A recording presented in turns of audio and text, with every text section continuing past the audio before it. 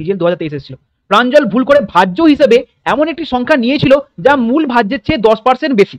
তিনি ভুল করে এমন একটি সংখ্যাও নিয়েছিলেন যা মূল ভাজকের চেয়ে 25% বেশি। যদি মূল ভাগ সমস্যার সঠিক ভাগফল 25 হয় এবং ভাগশেষ তোমার 0 হয়, ভুল করার পর যে ভাগফলটা সেটা কত সেটা চেয়েছে। ভাজ্য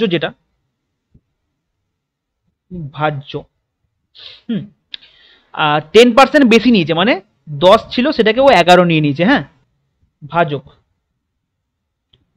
ভাজকটা দেখো কি করেছে, 25% বেশি। 25% মানে সবাই জানো 1/4, মানে 4 ছিল সেটাকে 5 নিয়েছে।